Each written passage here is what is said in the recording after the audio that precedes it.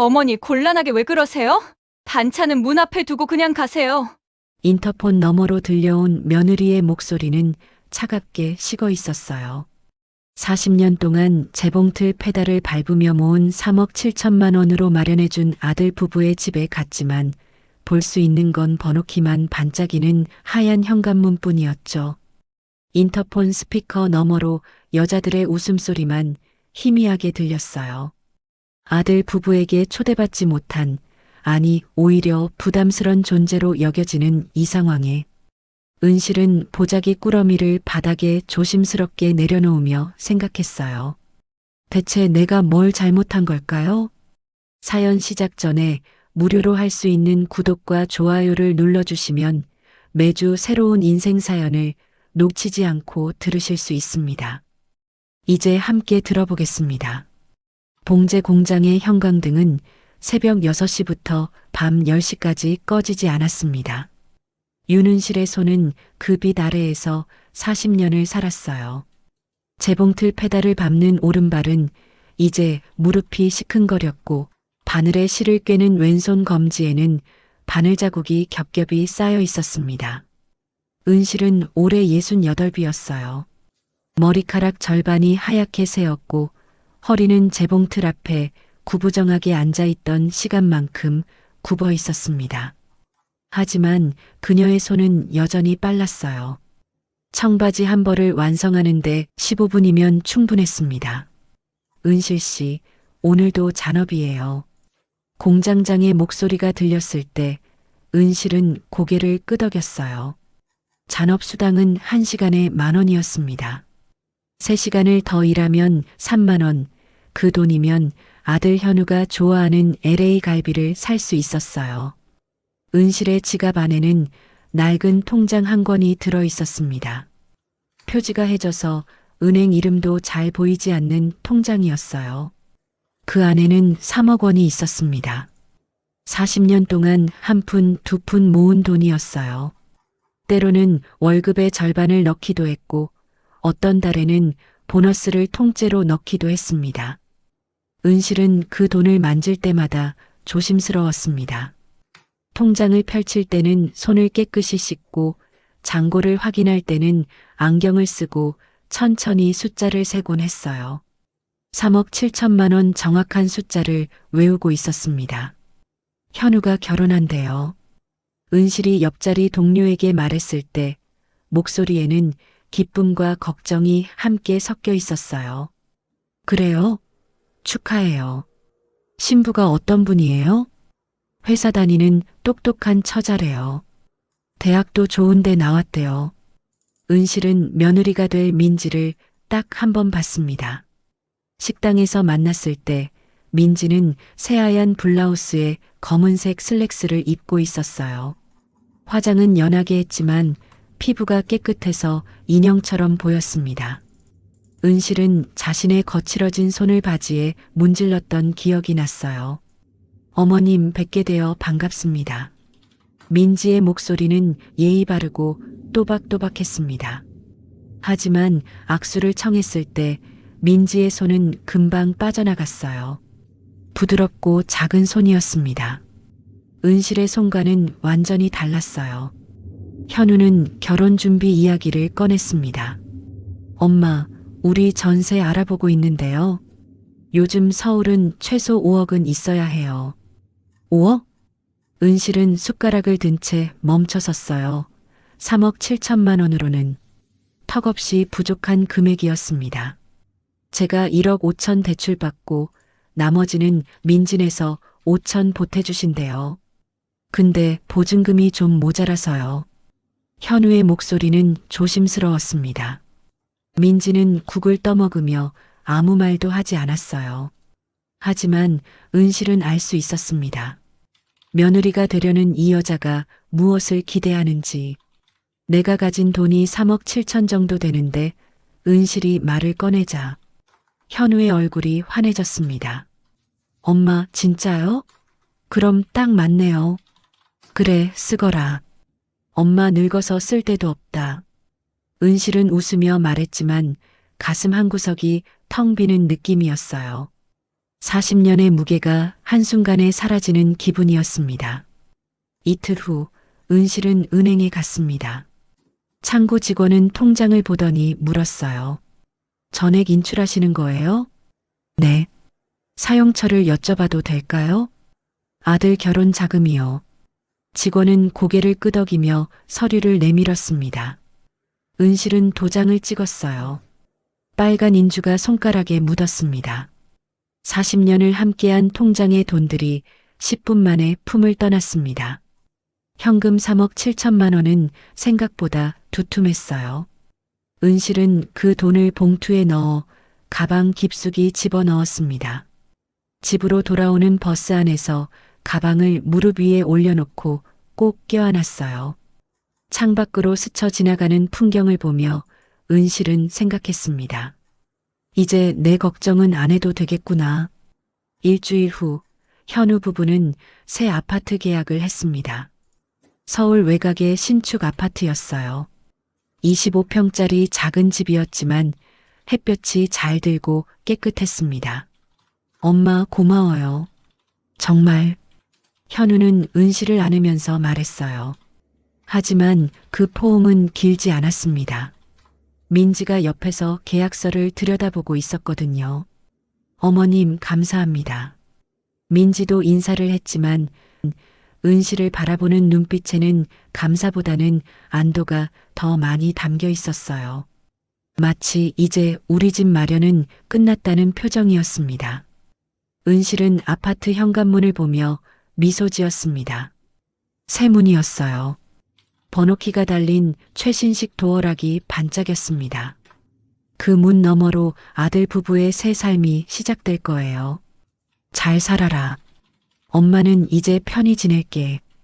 은실이 말했을 때 현우는 고개를 끄덕이며 뭔가 더 할 말이 있는 듯 입술을 달싹였지만 결국 아무 말도 하지 않았습니다.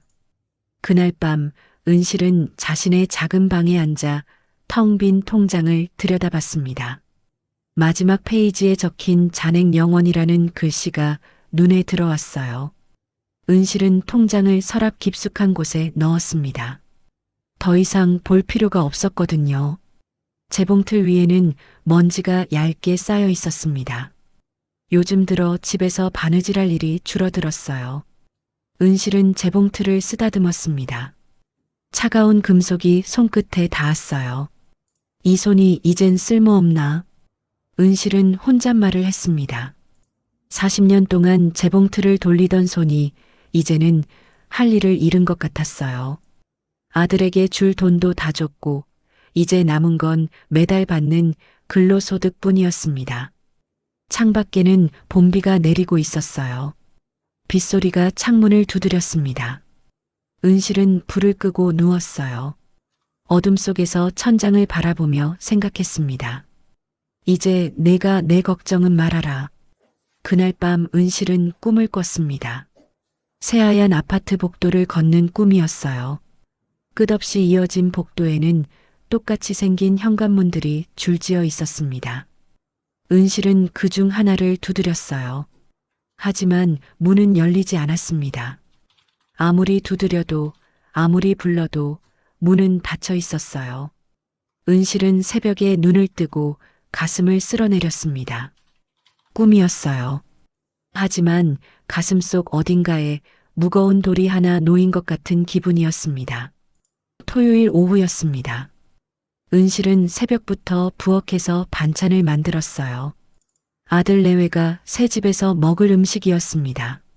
냉장고 속 김치통 3개에는 배추김치, 깍두기, 총각김치가 가득 담겨 있었어요. 은실은 어젯밤 11시까지 김장독을 뒤져가며 제일 맛있게 익은 김치만 골라 담았습니다. 스테인리스 냄비에는 된장찌개가 끓고 있었고 밀폐용기 5개에는 멸치볶음, 시금치나물, 콩자반, 어묵볶음, 계란말이가 차곡차곡 쌓여 있었어요. 이 정도면 일주일은 먹겠지. 은실은 만족스럽게 고개를 끄덕이며 반찬통들을 큰 보자기에 쌌습니다. 그리고 어제 백화점에서 산 수건 세트도 함께 넣었어요. 새하얀 면 수건에는 연두색 잎사귀 무늬가 수놓아져 있었습니다. 은실의 한 달 월급의 5분의 1 정도 되는 가격이었지만 아들 내외가 쓸 물건이라 생각하니 아깝지 않았어요. 오후 2시, 은실은 지하철을 탔습니다. 보자기 꾸러미가 무거워서 손잡이 자국이 손바닥에 빨갛게 박혔어요. 새 아파트 단지에 도착했을 때는 3시가 넘었습니다. 엘리베이터를 타고 14층 버튼을 눌렀을 때 은실의 가슴이 두근거렸습니다. 아들 부부가 좋아할까? 반찬이 입에 맞을까? 수건은 마음에 들까? 생각만 해도 기분이 좋았어요. 엘리베이터 문이 열리고 복도가 나타났습니다. 새 아파트답게 복도 바닥이 반질반질하게 닦여 있었어요. 천장의 형광등도 밝았습니다. 은실은 천천히 걸으며 호수를 확인했어요. 문 앞에 섰을 때 은실은 잠시 숨을 고르고 아침에 깨끗이 빠른 낡은 점퍼에 옷매무새를 가다듬고 초인종을 눌렀어요. 맑은 벨소리가 울렸습니다. 은실은 미소를 지으며 인터폰 화면을 바라봤어요. 하지만 화면은 켜지지 않았습니다. 검은 화면만 보일 뿐이었어요. 잠시 후 스피커에서 며느리의 목소리가 들려왔습니다. 어머님? 민지의 목소리에는 놀람이 섞여 있었습니다. 반가움이 아니라 예상치 못한 상황에 당황한 사람의 목소리였어요. 은실은 인터폰 화면 속 카메라 렌즈를 바라보며 대답했습니다. 그래, 나야. 반찬이랑 수건 좀 가져왔는데. 은실은 보자기 꾸러미를 카메라 쪽으로 살짝 들어 보였습니다. 화면 너머에서 며느리가 자신을 보고 있을 거라 생각하니 괜히 웃음이 나왔어요. 아, 그러시구나. 민지의 대답은 짧았어요. 이어서 나올 말을 기다렸지만 스피커 너머로는 침묵만 흘렀습니다. 희미하게 누군가와 속삭이는 소리가 들리는 것 같았어요. 문 열어줘. 무거워서 오래 못 들고 있겠다. 은실이 웃으며 말했을 때 스피커에서 작은 한숨 소리가 새어나왔습니다. 그리고 잠시 후 민지의 목소리가 다시 들렸어요. 어머님, 오늘은 좀 곤란해요. 응? 저희가 지금 정리도 덜 됐고요. 그리고 제 친구들이 와 있어서요. 은실의 미소가 조금씩 굳어들기 시작했어요. 스피커 너머로 누군가의 웃음소리가 희미하게 들렸습니다. 여자 목소리 2-3개가 섞인 소리였어요. 친구들이? 네, 친구들이 집들이 겸해서 와 있거든요. 그래서 지금은 민지의 말끝이 흐려졌습니다. 은실은 보자기 끈을 꽉 쥐었어요. 손바닥에 땀이 배어 나왔습니다. 그래도 잠깐만이라도 이거 냉장고에 넣어야 하는데. 은실의 목소리가 조금 떨렸어요. 애원하는 듯한 톤이었습니다. 검은 화면만 보이는 인터폰을 바라보며 대답을 기다렸지만 스피커에서는 한동안 아무 소리도 들리지 않았어요. 정말 죄송한데요, 어머님. 오늘은 정말 안 될 것 같아요. 친구들도 있고 해서 다음에 오시면 안 될까요? 은실의 손이 떨렸습니다. 보자기 끈을 쥔 손가락 끝이 하얗게 질려 있었어요. 며느리의 목소리는 정중했지만 그 안에는 분명한 거절이 담겨 있었습니다. 현우는 집에 있니? 네, 있어요. 잠깐만요. 스피커 너머로 발소리가 멀어지고 작게 대화하는 소리가 들렸어요. 그리고 잠시 후 현우의 목소리가 들렸습니다. 엄마, 현우야, 엄마가 반찬 좀 가져왔는데 문 열어줄래? 그게 엄마. 현우는 말을 망설였습니다. 뒤에서 민지의 목소리가 선명하게 들렸어요. 여보, 친구들 있다니까요. 스피커 너머로 들리는 며느리의 목소리는 짜증 섞인 톤이었습니다. 은실은 검은 인터폰 화면만 바라보고 있었어요. 아들의 얼굴을 볼 수 없었지만 그가 어떤 표정을 짓고 있을지 상상이 됐습니다. 엄마, 그래도 잠깐이라도 싫어요. 민지의 목소리가 더욱 선명하게 들렸습니다. 단호한 톤이었어요. 마치 인터폰 마이크 가까이에서 말하는 것처럼. 은실은 그 목소리를 듣는 순간 온몸이 얼어붙는 것 같았습니다. 현우의 한숨소리가 희미하게 들렸어요. 엄마, 미안해요.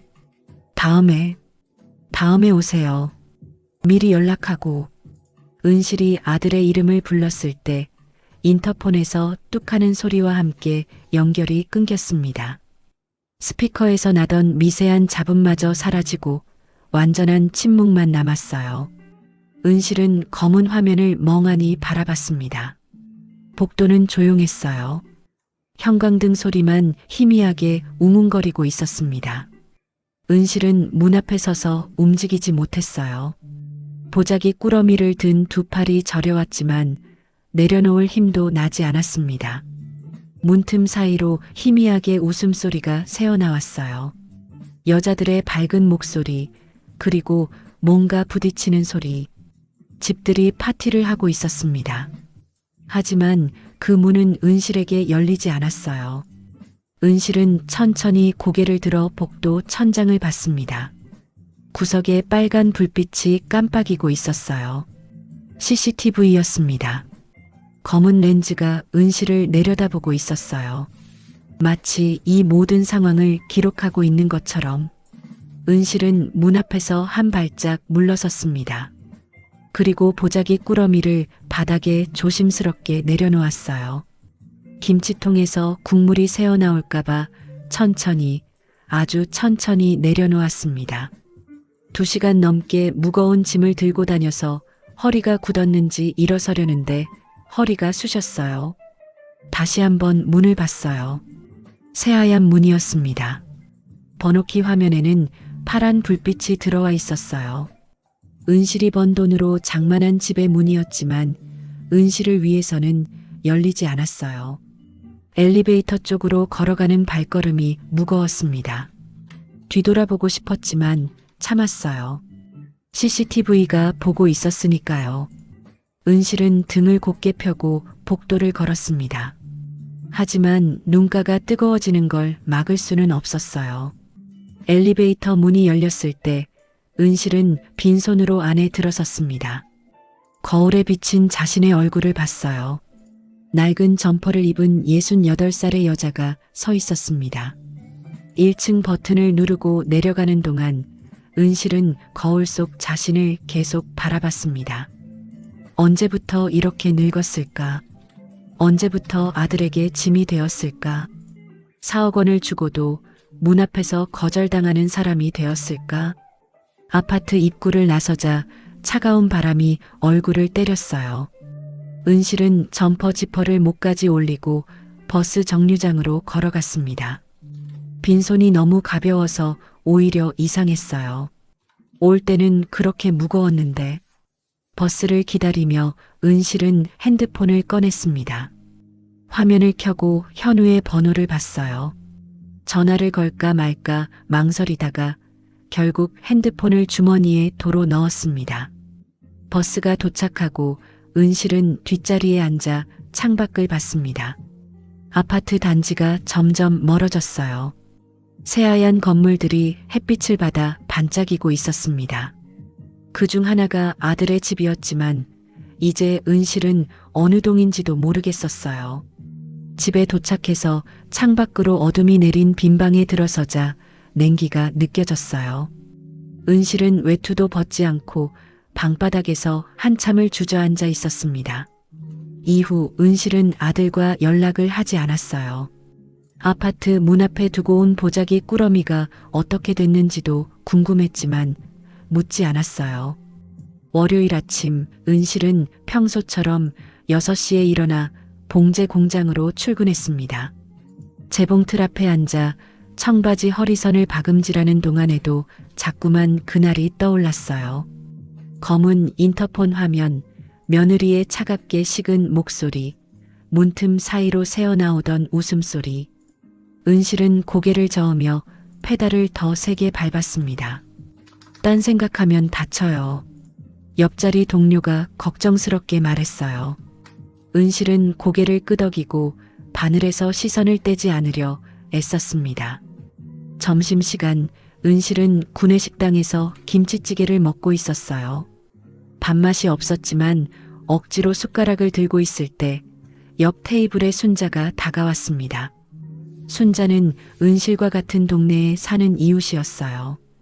은실 씨, 잠깐만요. 순자의 목소리가 조심스러웠습니다.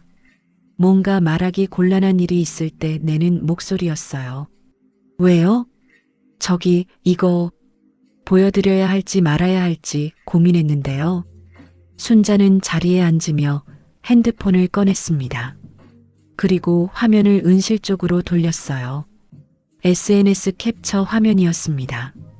은실은 돋보기 안경을 꺼내 썼어요. 화면이 흐릿해서 글씨가 잘 보이지 않았거든요. 안경을 쓰고 화면을 들여다보는 순간 은실의 손이 멈췄습니다. 며느리 민지의 SNS 계정이었어요. 프로필 사진은 새 아파트 거실에서 찍은 셀카였습니다. 하얀 소파에 앉아 활짝 웃고 있는 민지의 모습이 보였어요. 그 아래 올라온 글이 눈에 들어왔습니다. 예고 없이 찾아오는 시댁 사랑. 언제까지 받아줘야 할까요? 친구들 있는데 반찬 들고 오셔서 진짜 당황. 미리 연락 좀 해주시지. 요즘 시대가 어느 땐데. 글 끝에는 지친 표정의 이모티콘이 붙어 있었어요. 은실은 숨이 막히는 것 같았습니다. 글자 하나하나가 가슴을 찌르는 것 같았어요. 댓글도 있어요. 순자가 화면을 아래로 내렸습니다. 댓글들이 주르륵 나타났어요. 그 시어머니 아직도 그러시네. 요즘 세상에 누가 그래. 민지야 힘내. 나라면 진짜 못 참았을 듯. 경계 설정 확실히 해. 한번 허용하면 계속 그래. 우리 엄마도 그러셨는데 딱 잘라 말했더니 이제 안 그러심. 댓글은 20개가 넘었습니다. 하나같이 며느리 편을 드는 내용이었어요. 은실은 핸드폰 화면을 보며 입술을 꽉 깨물었습니다. 은실 씨, 괜찮아요? 순자가 걱정스럽게 물었지만 은실은 대답할 수 없었어요. 목구멍이 메어서 소리가 나오지 않았습니다. 제가 이거 보여드려야 하나 말아야 하나 고민 많이 했어요.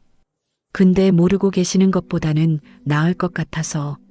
순자의 목소리가 점점 작아졌습니다. 은실은 고개를 끄덕이고 핸드폰을 순자에게 돌려줬어요. 손이 떨려서 화면을 제대로 잡기도 힘들었습니다. 고마워요.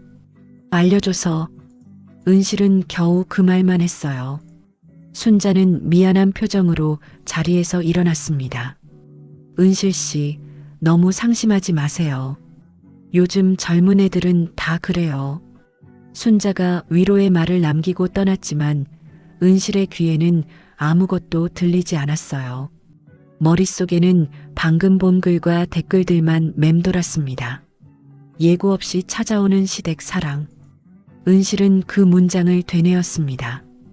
사랑이라는 단어 뒤에 붙은 말줄임표와 피곤한 이모티콘이 자꾸 눈앞에 어른거렸어요. 점심을 다 먹지 못하고 자리에서 일어섰습니다. 화장실로 가는 복도를 걷는데 다리에 힘이 없었어요. 화장실 문을 열고 들어가 세면대에 손을 짚었습니다. 거울 속에 비친 자신의 얼굴을 봤어요. 얼굴이 창백했습니다. 입술에는 핏기가 없었고 눈가는 축 처져 있었어요. 68살의 늙은 여자가 거울 속에서 은실을 바라보고 있었습니다. 사람 마음이 이렇게 차가울 수도 있구나. 은실은 혼잣말을 했어요. 목소리가 떨렸습니다. 세면대 수도꼭지를 틀어 찬물로 얼굴을 씻었어요. 차가운 물이 뺨을 타고 흘러내렸지만 가슴속 흥분은 식지 않았습니다. 오후 내내 재봉틀을 돌렸지만 집중이 되지 않았어요. 바늘이 엉뚱한 곳을 찔러 청바지에 구멍이 났습니다. 은실은 실밥을 뜯어내며 한숨을 쉬었어요. 오늘 컨디션이 안 좋으신가 봐요. 공장장이 지나가며 말했습니다. 은실은 미안하다고 대답하고 다시 바늘에 실을 깨었어요. 하지만 손끝이 계속 떨렸습니다. 퇴근 시간이 됐을 때 은실은 평소보다 빨리 공장을 나섰어요. 집으로 가는 버스 안에서도 창밖만 바라봤습니다. 스쳐 지나가는 가게들, 신호등, 사람들, 모든 게 흐릿하게 보였어요. 집에 도착해서 현관문을 열었을 때 방 안의 정막이 은실을 덮쳤습니다. 불을 켜지 않고 어둠 속에 앉아 있었어요. 창문 틈으로 들어오는 가로등 불빛만이 방을 희미하게 비추고 있었습니다. 핸드폰을 꺼내 들었어요. 현우의 번호가 화면에 떠올랐습니다. 통화 버튼을 누를까 말까 한참을 망설였어요. 손가락이 화면 위에서 떨리고 있었습니다. 결국 전화를 걸지 못했습니다. 대신 문자를 열어봤어요. 현우에게서 온 마지막 문자는 일주일 전이었습니다. 엄마, 오늘 입주했어요. 집 잘 구했습니다. 감사해요. 짧은 문자였어요. 감사하다는 말 뒤에는 아무것도 없었습니다. 은실은 그 문자를 한참 들여다보다가 핸드폰을 내려놨어요. 방 한구석에 놓인 재봉틀이 보였습니다. 먼지가 더 두껍게 쌓여 있었어요. 은실은 재봉틀 앞에 앉아 손으로 먼지를 닦아냈습니다. 차가운 금속이 손끝에 닿았어요. 이 손으로 40년을 일했는데 은실은 자신의 손을 펼쳐봤습니다. 굳은 살이 박힌 손, 바늘 자국이 겹겹이 쌓인 손가락, 관절이 굵어진 마디마디. 이 손으로 아들을 키웠고 학교를 보냈고 결혼시켰어요. 그리고 그 아들의 집까지 마련해줬습니다. 하지만 그 손이 만들어준 것들은 이제 은실을 거부하고 있었어요. 새 아파트의 문은 열리지 않았고 며느리는 SNS에 불만을 쏟아냈습니다. 아들은 미안하다는 말만 했을 뿐 아무것도 바꾸지 않았어요. 내가 뭘 잘못한 걸까? 은실은 혼잣말을 했습니다. 하지만 대답은 돌아오지 않았어요. 방 안의 침묵만이 그 질문을 삼켜버렸습니다. 밤이 깊어갔어요. 은실은 재봉틀 앞에 앉은 채로 잠들었습니다. 꿈속에서 은실은 끝없이 이어진 실을 바늘에 꿰고 있었어요. 하지만 실은 계속 끊어졌고 바늘구멍은 점점 작아졌습니다. 아무리 애를 써도 실은 바늘을 통과하지 못했어요. 새벽에 눈을 떴을 때 은실의 목이 뻐근했습니다. 재봉틀에 엎드려 잔 탓에 어깨와 등이 굳어 있었어요. 일어서려는데 온몸이 욱신거렸습니다. 창밖에는 동이 트고 있었어요. 새벽 6시였습니다. 출근 준비를 해야 하는 시간이었지만 은실은 움직일 힘이 없었어요. 재봉틀 위에 놓인 자신의 손을 바라봤습니다. 이제 이 손으로 뭘 해야 하나? 은실은 작게 중얼거렸어요. 대답 없는 질문이 새벽 공기 속으로 스며들어갔습니다. 며느리가 올린 글과 조롱 섞인 댓글들이 밤마다 은실의 머릿속을 맴돌면서 괴롭혔어요.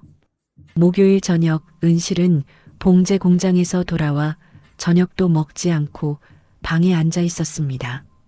창밖으로 해가 지고 있었어요. 붉은 노을이 방 안으로 스며들어 벽을 물들이고 있었습니다. 은실은 핸드폰을 꺼내 들고 한참을 들여다봤어요. 현우의 번호가 화면에 떠 있었습니다. 통화 버튼 위에 손가락을 올렸다가 내렸다가를 반복했어요. 가슴이 두근거렸습니다. 그래도 말은 해야지. 은실은 작게 중얼거리고 통화 버튼을 눌렀어요. 신호음과 함께 은실의 심장 박동이 점점 빨라졌어요. 네, 엄마. 현우의 목소리가 들렸어요. 피곤한 듯 힘이 없는 목소리였습니다. 현우야, 지금 통화할 수 있니? 네, 잠깐요. 현우가 어딘가로 이동하는 소리가 들렸어요. 아마 베란다나 화장실로 간 것 같았어요. 네, 말씀하세요. 현우의 목소리에는 경계심이 섞여 있었어요. 무슨 이야기를 꺼낼지 이미 짐작하고 있는 듯한 톤이었습니다. 현우야, 내가 그렇게까지 잘못했니? 은실의 목소리가 떨렸습니다. 차분하게 시작하려 했지만 첫 마디부터 감정이 북받쳐 올랐어요. 엄마, 무슨 말씀이세요? 지난 토요일 말이야. 엄마가 반찬 들고 갔을 때 전화 너머로 현우가 한숨 쉬는 소리가 들렸습니다. 길고 깊은 한숨이었어요. 엄마, 그건 민지가 친구들이랑 있어서 그랬어요. 타이밍이 안 좋았던 거예요. 타이밍이 안 좋았다고? 은실의 목소리가 높아졌습니다. 참으려 했지만 참을 수가 없었어요. 현우야, 엄마가 2시간 넘게 그 무거운 걸 들고 갔는데 문 앞에서 쫓겨났잖니. 그것도 인터폰으로. 엄마, 쫓아낸 게 아니라. 그럼 뭐니? 문도 안 열어주고 돌려보낸 게 뭐니? 은실의 눈에서 눈물이 흘러내렸습니다. 목소리를 가다듬으려 했지만 목이 메어 말이 제대로 나오지 않았어요. 엄마, 그것도 모자라서 민지가 SNS에다가 엄마 욕을 했더구나. 예고 없이 찾아온다고, 시댁 사랑받기 힘들다고. 전화 너머가 조용해졌습니다. 현우는 아무 말도 하지 않았어요. 그 침묵이 은실의 가슴을 더 아프게 했습니다. 현우야, 그 글 밑에 달린 댓글들 봤니? 사람들이 엄마를 뭐라고 하는지 알아? 엄마, 그건 시어머니 아직도 그러냐고, 요즘 세상에 누가 그러냐고. 그런 소리 들으면서 엄마가 얼마나. 은실은 말을 잇지 못하고 울음을 삼켰어요. 손등으로 눈물을 닦아냈지만 눈물은 계속 흘러내렸습니다. 엄마, 제발 이제 그만 좀 하세요. 현우의 목소리가 차갑게 식어 있었어요. 은실은 그 목소리를 듣는 순간 온몸이 얼어붙는 것 같았습니다. 뭐라고? 엄마, 민지도 사람이에요. 갑자기 오시면 부담스럽다고요. 요즘은 다들 그래요. 갑자기 엄마가 자식 집에 가는데 예약을 해야 하니? 은실의 목소리가 떨렸어요. 분노와 서러움이 섞여 나오는 목소리였습니다. 그게 아니라 미리 연락하고 오시면 되잖아요. 그럼 저희도 준비할 수 있고. 준비? 반찬 받는 게 무슨 준비가 필요해? 엄마, 그러니까 그게. 현우의 말이 흐려졌습니다.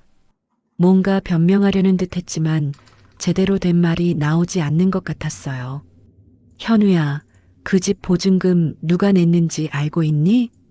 은실은 떨리는 목소리로 물었습니다. 참으려 했던 말이 터져 나왔어요. 엄마, 그건 제가 감사하게 생각하고. 감사하게 생각한다고? 그래서 엄마를 문 앞에서 돌려보내는 게 감사하는 거니? 엄마, 그렇게 말씀하시면. 현우의 목소리가 높아졌습니다. 짜증이 섞인 목소리였어요. 그렇게 말하면 어때? 엄마가 3억 7천만 원 준 집인데 그 집 문턱도 못 넘는 게 이상하지 않니? 엄마, 제발요. 민지 입장도 좀 생각해 주세요. 친구들 있는데 시어머니 오시면 불편하잖아요. 불편? 은실은 그 말을 되뇌었습니다. 불편하다는 단어가 가슴에 박혔어요. 그래, 엄마가 불편한 존재구나. 3억 7백만 원 받을 땐 불편하지 않았는데. 엄마, 지금 그게 무슨 말씀이세요? 현우의 목소리가 날카로워졌습니다. 화가 난 목소리였어요. 돈 때문에 이러시는 거예요? 그럼 갚으라고 하세요. 저희가 갚을 테니까. 은실은 숨이 막혔습니다. 아들의 입에서 나온 말을 믿을 수가 없었어요. 현우야, 엄마가 지금 돈 이야기를 하는 게 아니야. 마음이 아파서. 엄마도 좀 이해해 주세요. 저희도 신혼인데 저희 생활이 있다고요. 맨날 간섭하시면 어떡해요. 간섭? 은실의 목소리가 가늘게 떨렸어요. 반찬 몇 통 갖다 준 게 간섭이 됐습니다. 엄마, 진짜 이제 그만하시면 안 돼요? 민지도 힘들어해요. 제발 우리 좀 내버려 두세요. 말이 끝나기도 전에 전화가 끊겼습니다. 뚝 하는 소리와 함께 연결이 끊어졌어요. 은실은 핸드폰을 귀에 댄 채 멍하니 앉아 있었습니다. 여보세요? 현우야? 대답은 없었어요. 화면에는 통화 종료 표시만 떠 있었습니다. 은실은 핸드폰을 무릎 위에 내려놓았어요. 손이 떨려서 제대로 잡을 수가 없었습니다. 방 안은 어느새 완전히 어두워져 있었어요. 노을은 사라지고 캄캄한 어둠만 남아 있었습니다. 벽시계의 초침 소리가 들렸습니다. 똑딱, 똑딱. 규칙적인 소리가 고요한 방 안에 울려 퍼졌어요. 은실은 그 소리를 들으며 멍하니 앉아 있었습니다. 내버려 두라고. 은실은 아들의 마지막 말을 되뇌었어요. 내버려 두라는 말이 가슴에 박혔습니다. 은실은 천천히 일어나 창가로 갔어요. 창밖에는 동네 불빛들이 하나둘 켜지고 있었습니다. 저녁을 먹을 시간이었어요. 저마다의 집에서 가족들이 모여 밥을 먹고 이야기를 나누고 웃음꽃을 피우고 있을 시간이었습니다. 하지만 은실의 집은 조용했어요. 아무 소리도 없었습니다. 은실은 창문에 이마를 기대고 눈을 감았어요. 차가운 유리가 뜨거운 이마를 식혀줬습니다. 40년을 자식만 생각하고 살았는데 은실은 작게 중얼거렸어요. 목소리에는 힘이 없었습니다. 전화기를 다시 들여다봤어요. 현우에게서 온 문자는 없었습니다. 전화도 오지 않았어요. 은실은 핸드폰을 탁자 위에 올려놓고 소파에 주저앉았습니다. 그날 밤 은실은 잠들지 못했어요. 천장을 바라보며 누워 있었지만 눈이 감기지 않았습니다. 민지도 사람이에요. 제발 우리 좀 내버려 두세요. 그 말들이 칼날처럼 가슴을 찔렀습니다. 은실은 이불을 끌어안고 몸을 웅크렸어요. 68살의 몸이 새우처럼 구부린 채 은실은 겨우 잠이 들었어요. 하지만 꿈속에서도 현우의 차갑고 날카로운 목소리가 끝없이 은실을 따라다녔어요. 토요일 오후 은실은 미용실에 갔어요. 한 달에 한 번씩 가는 동네 미용실이었습니다. 40년 지기 친구 정희가 운영하는 곳이었어요. 문을 열고 들어서자 파마향 냄새와 헤어 스프레이 향이 코끝을 자극했습니다. 어머, 은실아. 얼굴이 왜 이래? 많이 수척해졌네. 정희가 거울 너머로 은실의 얼굴을 들여다보며 걱정스럽게 물었습니다. 은실은 괜찮다고 손을 흔들었지만 거울 속 자신의 얼굴을 보니 정말 초췌해 보였어요. 뺨이 쑥 들어가 있었고 눈가에는 다크서클이 짙게 내려앉아 있었습니다. 입술도 바짝 말라 있었어요. 요즘 잠을 잘 못 자서 그래. 은실이 대답하자 정희는 더 이상 묻지 않고 세면대로 안내했습니다. 은실은 의자에 앉아 뒤로 고개를 젖혔어요. 따뜻한 물이 머리카락을 적시기 시작했습니다. 왜? 어디 아파? 정희가 은실의 머리에 샴푸 거품을 내며 조심스럽게 물었어요. 손길이 부드러웠습니다. 은실은 한참을 망설이다가 지난 일들을 이야기했습니다.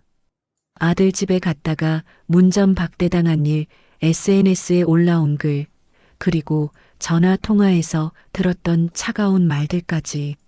말을 하는 내내 목소리가 떨렸어요. 정희는 은실의 이야기를 듣는 내내 아무 말도 하지 않았어요. 다만 머리를 감겨주는 손놀림이 점점 느려졌습니다. 샴푸 거품이 은실의 이마로 흘러내렸지만 정희는 닦아주는 것도 잊은 듯 했어요.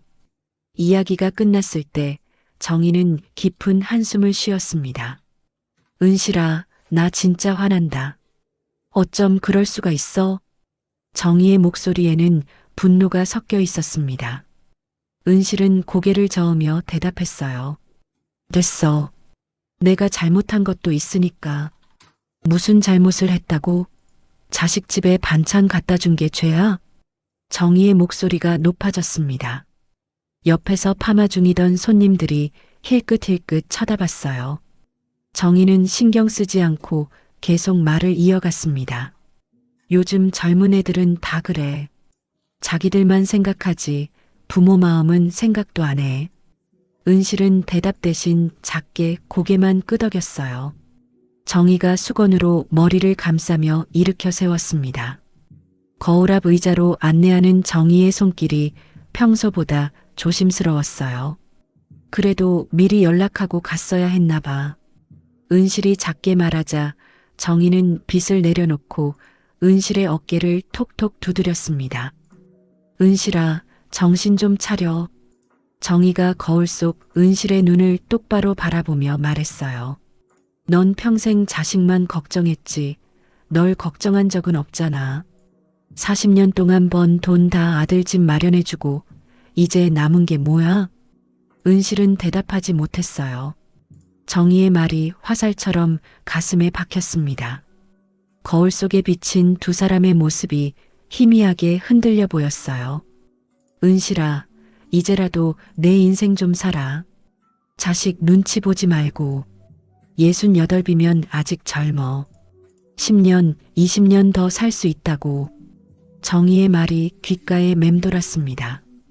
은실은 거울 속 자신을 바라봤어요. 68살의 여자가 거기 있었습니다. 주름이 가득한 얼굴, 하얗게 센 머리카락, 그리고 텅 빈 눈동자. 하지만 정의 말대로 아직 살 날이 남아있는 사람이기도 했어요. 미용실을 나올 때 정희가 은실의 손을 꼭 잡았습니다. 은실아, 힘내. 우리 나이에 자식 때문에 우는 건 바보짓이야. 은실은 고개를 끄덕이고 미용실 문을 나섰어요. 거리는 주말을 즐기는 사람들로 가득했어요. 은실은 그 사이를 천천히 걸으며 정희의 말을 곱씹었습니다. 다음 날 일요일, 은실은 옛 직장 동료의 장례식에 다녀왔어요. 같은 봉제 공장에서 30년을 함께 일했던 선배였습니다. 72살에 세상을 떠났다고 했어요. 은실보다 4살 많았습니다. 장례식장은 시내에서 조금 떨어진 곳에 있었어요. 버스를 2번 갈아타고 1시간 넘게 걸려서 도착했습니다. 입구에는 국화꽃 화환이 줄지어 놓여 있었고 조문객들이 삼삼오오 모여 이야기를 나누고 있었어요.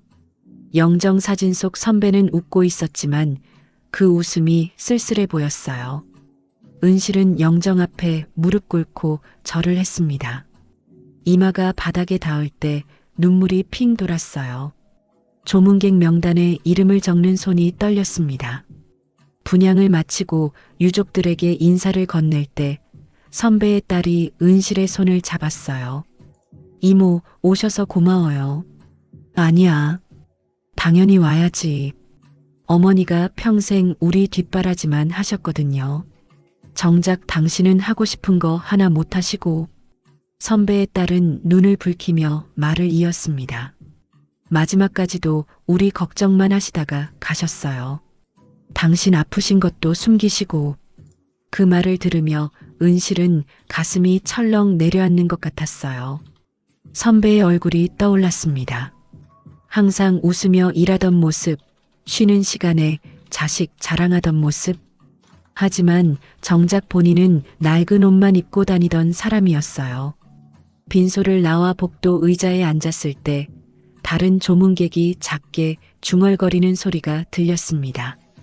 죽을 때 제일 많이 후회하는 게 나답게 못 산 시간이래요. 텔레비전에서 봤는데. 은실은 그 말을 가슴에 새겼습니다. 나답게 못 산 시간. 은실에게도 그런 시간이 얼마나 많았을까요? 장례식장을 나서는 발걸음이 무거웠어요. 하늘은 흐렸고 찬바람이 불었습니다. 월요일 오후 은실은 봉제 공장 조퇴를 내고 법률사무소를 찾아갔습니다. 인터넷으로 검색해서 찾은 곳이었어요. 무료 상담이 가능하다는 문구에 용기를 내 전화를 걸었고 오늘 오후 4시에 상담 예약을 잡았습니다. 사무실은 오래된 건물 3층에 있었어요. 낡은 엘리베이터를 타고 올라가는 동안 심장이 쿵쾅거렸습니다. 법률사무소 문패를 보고 초인종을 눌렀을 때 은실의 손이 떨리고 있었습니다. 변호사는 40대 중반쯤 돼 보이는 남자였어요. 얼굴은 날카로웠지만 목소리는 부드러웠습니다.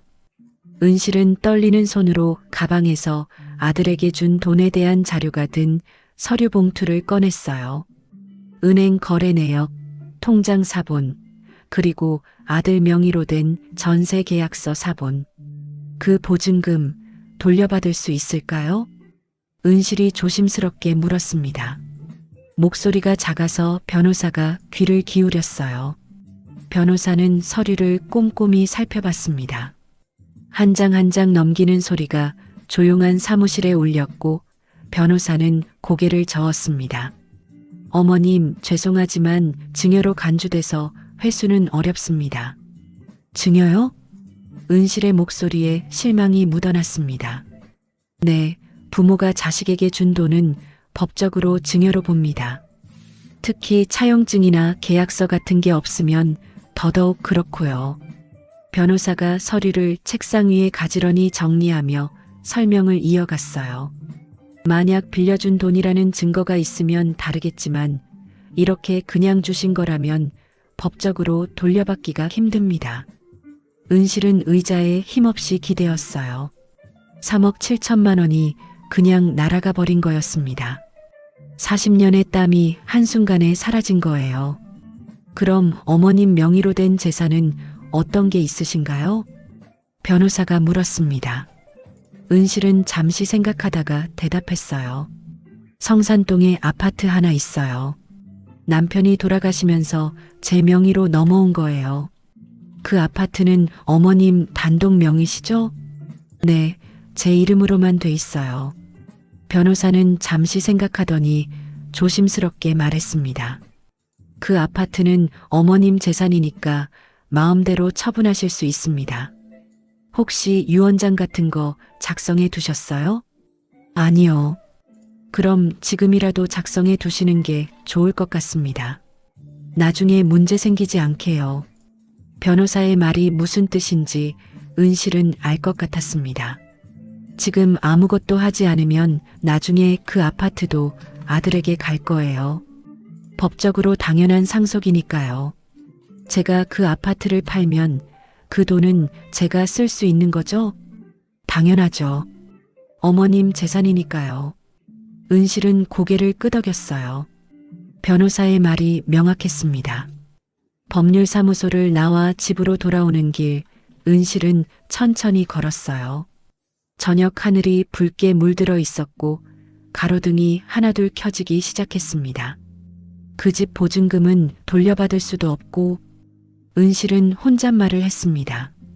3억 7천만 원은 이미 손을 떠난 돈이었어요. 하지만 성산동 아파트는 달랐습니다. 그건 아직 은실의 것이었어요. 집에 도착해서 서랍을 뒤져 성산동 아파트 등기부등본을 찾았어요. 은실은 그 서류를 들여다봤습니다. 소유자란에는 윤은실이라는 이름이 적혀 있었어요. 남편이 세상을 떠난 지 10년이 지났지만 그 아파트는 여전히 은실의 것이었습니다. 이제 내 명의로만 살아야지. 은실은 눈을 감고 작게 중얼거렸습니다. 마음속으로 38회를 함께 살아온 아들의 이름을 떠올렸습니다. 강현우. 은실은 그 이름을 천천히 지워나갔습니다. 마음속 깊은 곳에서부터 하나씩이요. 아기였을 때의 현우, 초등학교에 입학하던 날의 현우, 대학 합격증을 들고 웃던 현우, 결혼식에서 절하던 현우. 그 이름이 완전히 지워지자 가슴이 텅 비는 것 같았어요. 하지만 동시에 어깨를 짓누르던 무게가 사라지는 느낌이었습니다. 40년 동안 짊어지고 살아온 짐을 내려놓는 것 같았어요. 은실은 어두운 방 안에서 눈을 떴습니다. 전등을 켜고 책상 앞에 앉아 공책을 꺼내 펜을 들었어요. 이제부터 내 인생은 내가 쓰는 거야. 은실은 떨리는 손으로 공책 첫 장에 또박또박 썼어요. 그 문장을 보며 은실은 처음으로 미소를 지었습니다. 쓸쓸하지만 분명한 미소였어요. 은실은 창가에 서서 밖의 별들을 바라봤어요. 68년을 살아오면서 별을 이렇게 오래 본 적이 없었습니다. 늘 바쁘게 살았고 항상 누군가를 걱정하며 살았어요. 이제는 나를 위해 살아야지. 은실은 작게 중얼거리고는 침대에 누워 눈을 감았어요. 오랜만에 마음이 편안했습니다. 아직 앞날이 어떻게 될지 모르지만 적어도 이제는 내 의지로 살 수 있을 것 같았어요. 그날 밤 은실은 꿈을 꿨습니다. 넓은 들판을 걷는 꿈이었어요. 맑은 하늘 아래에서 바람은 따뜻했고 어디로 가는지는 몰랐지만 발걸음은 가벼웠어요. 화요일 아침 은실은 평소보다 일찍 일어났습니다. 새벽 5시였어요. 창밖은 아직 어두웠지만 은실의 마음은 이미 깨어 있었습니다. 어젯밤 내린 결심이 가슴속에서 단단하게 자리 잡고 있었죠. 은실은 세면대 앞에 서서 거울을 봤습니다. 거울 속 여자는 68살이었지만 눈빛만큼은 또렷했어요. 지난 며칠간의 눈물로 부어있던 눈가가 이제는 차분하게 가라앉아 있었습니다. 오늘 해야지. 은실은 작게 중얼거리며 옷장에서 제일 깨끗한 옷을 꺼내 입었습니다. 남편 장례식 때 입었던 남색 블라우스와 검은색 바지였어요. 은실은 일찍 나서서 아직 문이 열리지 않은 부동산 중개소 앞에 서서 기다렸고 50대 중반쯤 돼 보이는 남자가 뒤늦게 문을 열며 인사를 했어요. 어머님, 벌써 오셨네요. 들어오세요. 중개사는 은실을 알아봤습니다. 10년 전 남편이 돌아가신 후 상속 등기를 할 때 도와줬던 사람이었어요. 성산동 아파트 말씀이시죠? 네, 팔려고요. 은실의 목소리는 떨리지 않았습니다. 중개사는 잠시 은실을 바라보다가 컴퓨터를 켰어요. 요즘 성산동은 시세가 좋습니다. 2억 정도는 받으실 수 있을 거예요. 얼마에 팔리든 상관없어요. 빨리 팔고 싶어요. 은실의 말에 중개사가 고개를 들었습니다. 2억이면 적지 않은 돈인데 가격에 연연하지 않는 모습이 의아했나 봐요. 금매로 내시려고요? 네, 한 달 안에 정리하고 싶어요. 중개사는 고개를 끄덕이고 서류를 꺼냈습니다. 매물 등록 신청서였어요. 은실은 안경을 쓰고 서류를 꼼꼼히 읽었습니다. 그리고 펜을 들어 한 줄 한 줄 작성했어요. 이름을 쓸 때 손이 잠깐 떨렸지만 금방 진정됐습니다. 도장 찍으시면 됩니다. 은실은 가방에서 도장을 꺼내 빨간 인주를 묻혀 서류에 꾹 눌렀습니다. 또렷한 도장 자국이 남았어요. 윤은실. 그 이름이 종이 위에 새겨졌습니다. 중개소를 나올 때 등 뒤로 햇살과 함께 아침 해가 떠오르고 있었어요. 은실은 그 햇살을 등에 받으며 가벼운 발걸음으로 천천히 걸었습니다. 집으로 돌아와 은실은 방 한가운데에 앉아 눈을 감았어요. 깊게 숨을 들이마시니 폐 깊은 곳까지 공기가 들어오는 게 느껴졌어요. 이제 정리할 시간이야. 은실은 눈을 뜨고 서랍을 열었습니다. 현우의 물건들이 가득했어요. 초등학교 때 그린 그림, 중학교 때 받은 상장, 고등학교 졸업사진. 하나하나가 추억이었습니다. 은실은 그 물건들을 천천히 꺼냈어요. 상자에 담았습니다. 그림을 볼 때마다 어린 현우의 얼굴이 떠올랐어요. 해맑게 웃던 얼굴, 엄마 손을 꼭 잡고 걷던 모습. 그때는 좋았지. 그리곤 상자에 물건들을 다 담고 테이프로 꼼꼼히 봉했어요. 그리고 상자 옆면에 유성펜으로 썼습니다. 강현우. 은실은 상자를 먼지 쌓인 창고 한 구석에 상자를 내려놓았어요. 그리곤 낡은 이불을 덮었죠. 마치 더 이상 그 상자가 없는 것처럼요. 책상 위의 공책에 어젯밤 쓴 문장이 보였습니다. 이제부터 내 인생은 내가 쓰는 거야. 은실은 그 문장 아래에 펜을 들었습니다. 마음속에서도 지워야지. 오늘부터 나는 윤은실로만 산다.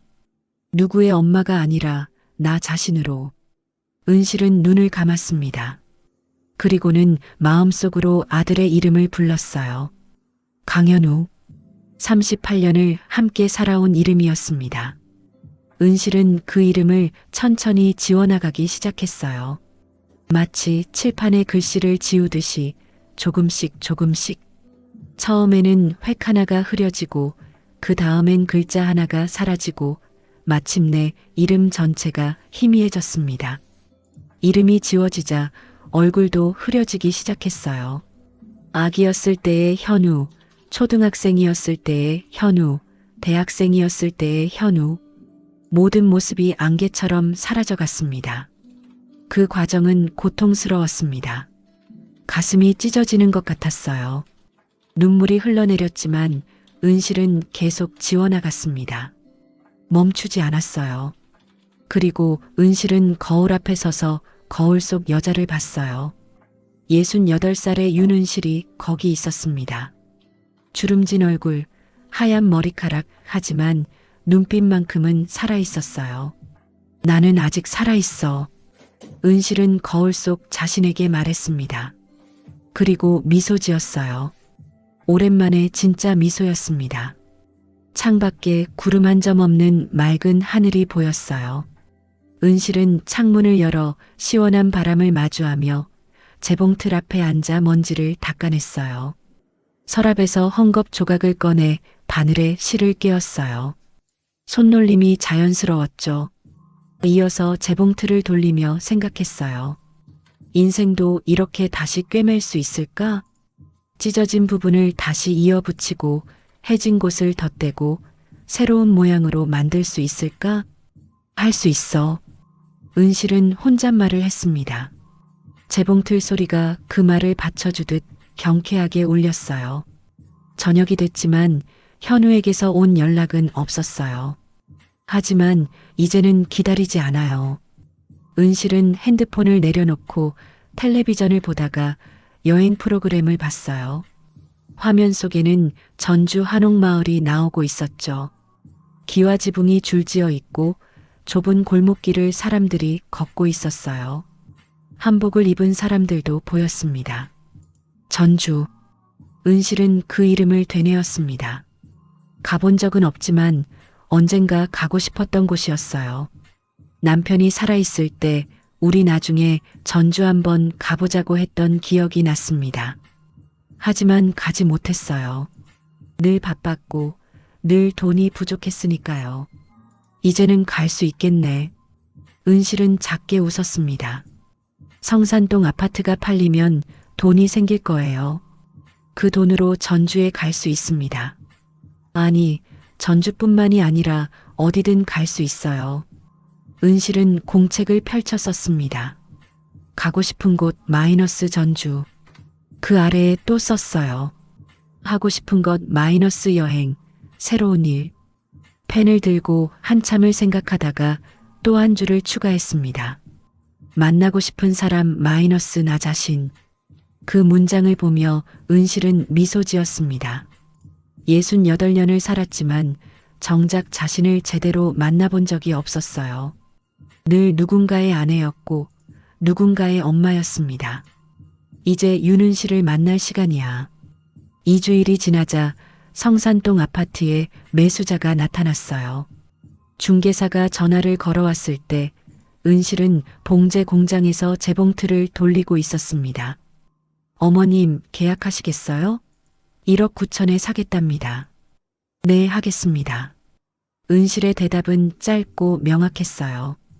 중개사는 잠시 놀란 듯 했지만 곧 계약 일정을 잡았죠. 금요일 오후 2시였어요. 그날 저녁 은실은 부엌의 냉장고를 열어 재료들을 꺼냈어요. 무, 당근, 표고버섯, 멸치. 마지막으로 만드는 반찬이었습니다. 은실은 익숙한 손놀림으로 칼질을 했어요.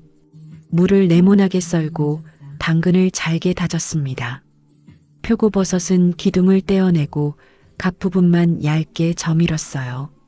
40년 동안 해온 단순한 요리였지만 오늘만은 의미가 남달랐습니다. 냄비에 참기름을 두르고 재료를 볶으며 간장과 설탕을 넣자 달콤한 향이 퍼졌습니다. 은실은 나무 주걱으로 천천히 저으며 생각했어요. 마지막이구나.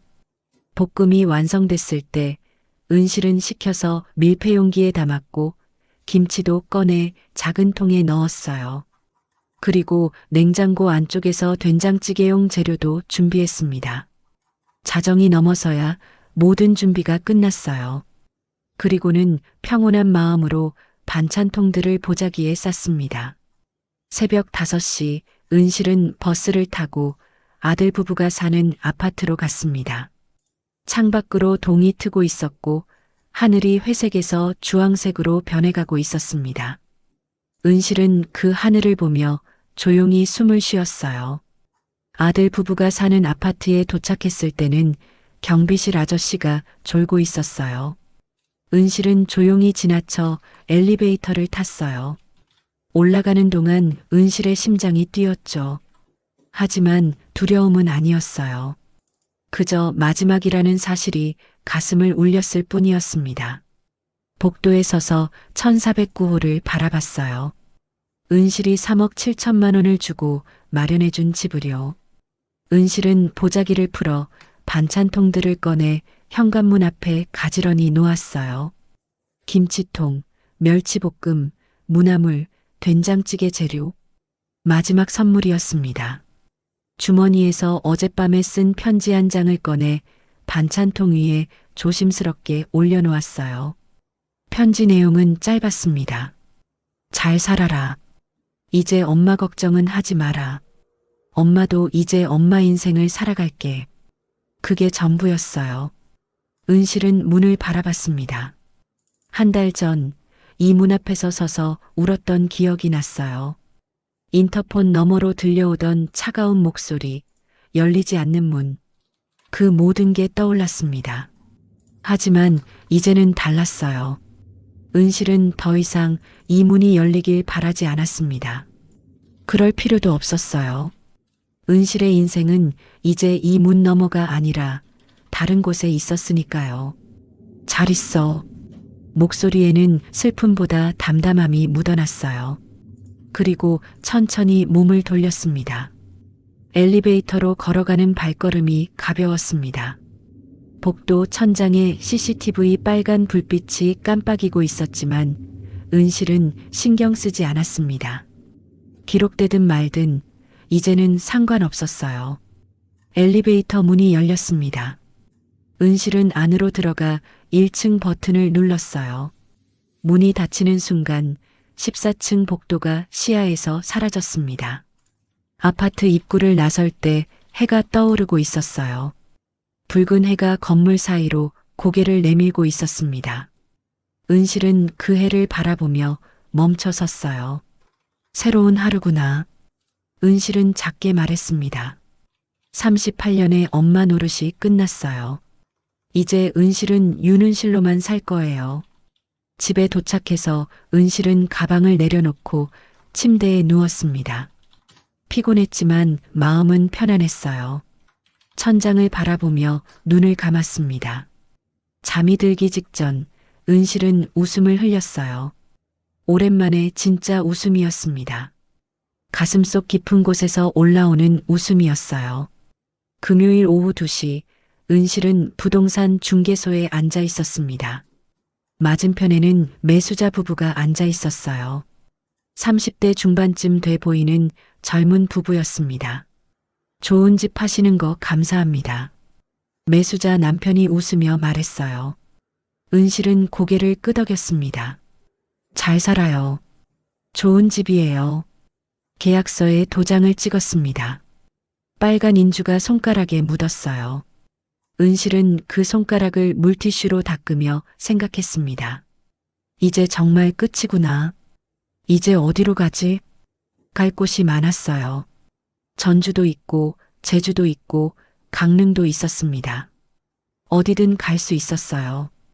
계약을 마치고 카페에 들어가 커피를 주문했습니다. 창가 자리에 앉아 커피를 마시며 핸드폰을 꺼냈어요. 인터넷을 검색했습니다. 전주 한옥마을, 전주 여행. 화면에 사진들이 가득 떴습니다. 기와지붕, 한복 입은 사람들, 맛있어 보이는 음식들. 은실은 그 사진들을 하나하나 들여다봤어요. 여기로 가야겠다. 은실은 결심했습니다. 그리고 전주행 기차표를 검색하기 시작했어요. 다음 주 월요일 오전 10시 기차가 있었습니다. 예매가 완료됐다는 문자를 받고는 핸드폰을 내려놓고 커피를 한 모금 마셨어요. 따뜻한 커피가 목을 타고 내려갔습니다. 창밖으로 사람들이 지나다녔어요. 각자의 인생을 살아가는 사람들이었습니다. 은실도 이제 그들처럼 자신의 인생을 살아갈 거예요. 카페를 나와 집으로 걸어가는 길, 은실은 노래를 흥얼거렸어요. 어떤 노래였는지는 기억나지 않았지만 멜로디가 기분 좋았습니다. 은실의 발걸음은 가벼웠고 얼굴에는 미소가 번져 있었어요. 월요일 아침 7시 은실은 서울역에 도착했습니다. 손에는 작은 캐리어 하나가 전부였어요. 옷 몇 벌과 세면도구, 그리고 재봉도구가 들어 있었습니다. 성산동 아파트는 이미 잔금까지 받고 정리가 끝났어요. 전광판을 올려다 봤어요. 전주행 KTX 10시 출발. 은실은 대합실 의자에 앉아 커피를 마시며 기다렸습니다. 창밖으로 사람들이 분주하게 오가고 있었어요. 모두 어딘가로 향하고 있었습니다. 68년 만에 처음 떠나는 여행이었어요. 남편과 함께 가려던 곳, 하지만 결국 혼자 가게 된 곳이었습니다. 10시가 됐고 플랫폼으로 향하는 발걸음이 설렜어요. 기차에 올라앉은 좌석은 깨끗하고 창문이 넓어 마음에 들었어요. 기차의 출발과 함께 서울의 풍경이 뒤로 물러갔어요. 높은 빌딩들이 점점 작아지고 낮은 건물들이 나타나더니 이윽고 들판이 펼쳐졌습니다. 은실은 그 풍경을 넋놓고 바라봤어요. 유채꽃이 피어있는 들판이 보였습니다. 노란색 물결이 바람에 출렁이고 있었어요. 2시간 후 전주역에 도착했습니다. 은실은 캐리어를 끌고 역사를 나섰어요. 낯선 도시였지만 두렵지 않았습니다. 오히려 가슴이 뛰었어요. 공기도 서울보다 부드럽고 따뜻한 기운이 느껴졌어요. 택시를 타고 한옥마을로 향했습니다. 기사 아저씨가 말을 걸어왔어요. 여행 오셨어요? 네, 처음 와봐요. 전주 좋은 곳이죠. 천천히 구경하세요. 음식도 맛있고요. 택시 창밖으로 전주 시내가 보였습니다. 오래된 건물들과 새로운 건물들이 섞여 있었어요. 그리고 이윽고 기와 지붕들이 나타났습니다. 회색 기와가 햇살을 받아 반짝이고 있었어요. 한옥마을 입구에 내렸을 때 은실은 숨을 깊이 들이마셨어요. 맑은 공기 속 어디선가 꽃향기가 났어요. 좁은 골목길의 기와 지붕 아래로 한복을 입은 사람들이 걷고 있었어요. 작은 카페들, 공예품 가게들, 떡집들이 줄지어 있었습니다. 한쪽에 작은 게스트하우스에 은실인의 한옥이라는 간판이 붙어 있었어요. 은실은 그 간판을 보고 걸음을 멈췄습니다. 내 이름이네. 우연이었지만 신기했어요. 마치 이곳이 은실을 부르는 것 같았습니다. 은실은 게스트하우스 문을 열고 들어갔어요. 마당에 작은 매화나무가 서 있었고 마루가 깨끗하게 닦여 있었습니다. 어서 오세요. 젊은 여자가 나와 인사했습니다. 30대 초반쯤 돼 보였어요. 환한 미소를 짓고 있었습니다. 방 있나요? 네, 있습니다. 며칠 묵으실 거예요? 일주일이요. 아니, 한 달 정도 있을 수 있을까요? 은실은 처음 생각을 바꿨어요. 일주일로는 부족할 것 같았습니다. 한 달이요? 그럼 장기 할인 해드릴게요. 은실은 체크인을 하고 방으로 들어갔어요. 방은 작지만 아늑했습니다. 온돌방이었고 창문 너머로 마당에 매화나무가 보였어요. 꽃망울이 맺혀 있었습니다. 다음 날 아침 은실은 일찍 일어나 산책을 나섰어요. 새벽 공기가 차가웠지만 기분이 좋았습니다. 골목을 걸으며 하늘을 올려다봤어요. 별이 아직 남아 있었습니다. 한옥마을 곳곳을 걸으며 은실은 생각했어요. 이곳에서 뭘 할 수 있을까? 발걸음이 자연스럽게 구청 쪽으로 향했습니다. 오전 10시 은실은 전주시 구청 앞에 서 있었어요. 큰 건물이었습니다.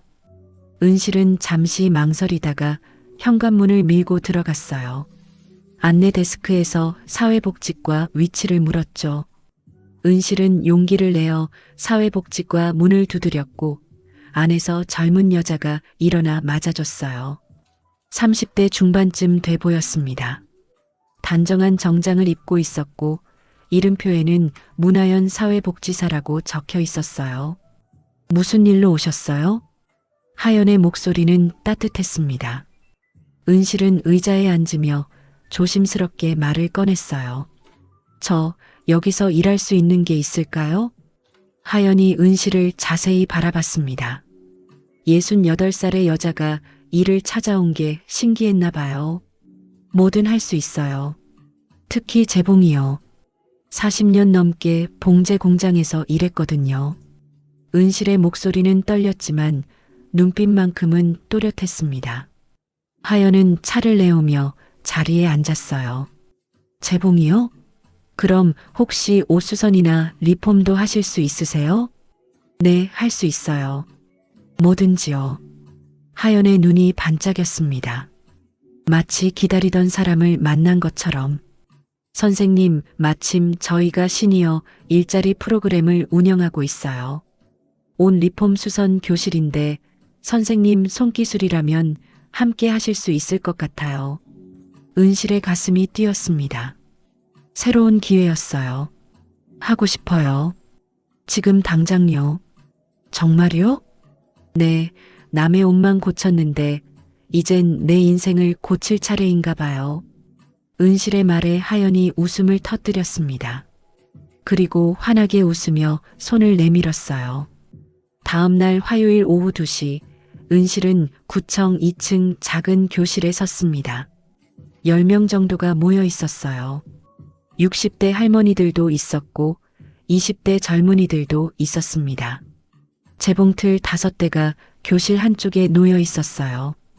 은실은 교실 앞에 섰습니다. 떨렸지만 심호흡을 하고 입을 열었어요. 안녕하세요. 저는 윤은실입니다. 서울에서 왔고요. 40년 넘게 옷을 만들었어요. 사람들이 박수를 쳤습니다. 따뜻한 박수였어요. 은실은 미소를 지으며 계속 말을 이었습니다. 옷은 찢어져도 다시 꿰맬 수 있어요. 해진 곳도 덧댈 수 있고요. 버려질 옷도 새 옷으로 만들 수 있습니다. 인생도 그런 것 같아요. 은실의 마지막 말에 교실이 조용해졌습니다. 사람들이 은실을 바라봤어요. 어떤 할머니는 고개를 끄덕이고 있었습니다. 수업이 시작됐습니다. 은실은 사람들 사이를 돌아다니며 하나하나 알려줬어요. 바늘 잡는 법, 재봉틀 쓰는 법, 천을 자르는 법. 은실의 손은 여전히 빨랐지만 가르칠 때는 천천히 움직였습니다. 3시간이 금방 지나갔습니다. 수업이 끝날 무렵 사람들은 저마다 작품을 들고 있었어요. 완성되지 않았지만 모두 뿌듯한 표정이었습니다. 한 달이 지나 은실의 수업은 입소문을 타기 시작했어요. 수강생은 20명으로 늘어났고 구청에서 더 지원을 해주어 더 큰 교실과 함께 재봉틀도 10대로 늘렸어요.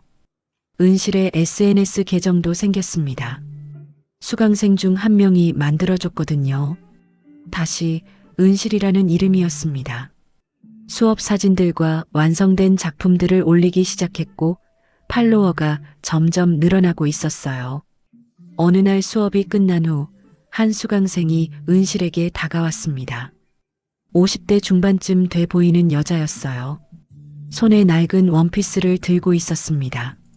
선생님, 이거 제 엄마 옷이에요. 돌아가시기 전에 마지막으로 입으셨던 거예요. 여자의 목소리가 떨렸습니다. 은실은 원피스를 받아들었어요.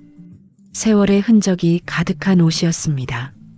버릴 수가 없어서 계속 간직하고 있었는데 선생님이라면 이걸로 뭔가 만들어 주실 수 있을까요? 은실은 원피스를 펼쳐봤습니다. 천은 낡았지만 무늬가 아름다웠어요. 작은 꽃무늬가 수놓아져 있었습니다. 쿠션을 만들어 드릴게요. 매일 안고 계실 수 있게요. 정말요? 네, 이건 옷이 아니라 추억이네요. 은실의 말에 여자의 눈에 눈물이 고였습니다. 은실은 여자의 손을 꽉 잡았어요. 그날 이후 은실에게 비슷한 의뢰가 이어졌습니다. 돌아가신 할아버지의 셔츠, 자식이 어릴 때 입던 옷, 결혼식 날 입었던 드레스. 사람들은 버릴 수 없었던 옷들을 가져왔어요. 그리고 은실은 그 옷들을 새로운 물건으로 되살렸습니다.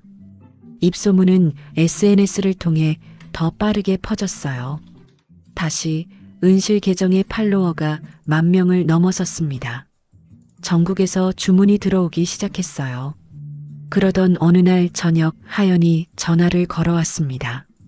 선생님, 혹시 내일 시간 되세요? 소개해드릴 분이 있어요.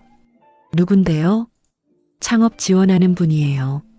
소셜벤처 스타트업 대표님인데 선생님 이야기를 들려드렸더니 꼭 만나고 싶대요. 다음 날 오전 은실은 한옥마을의 한 카페에서 그 사람을 만났습니다. 40대 초반쯤 돼 보이는 남자였어요.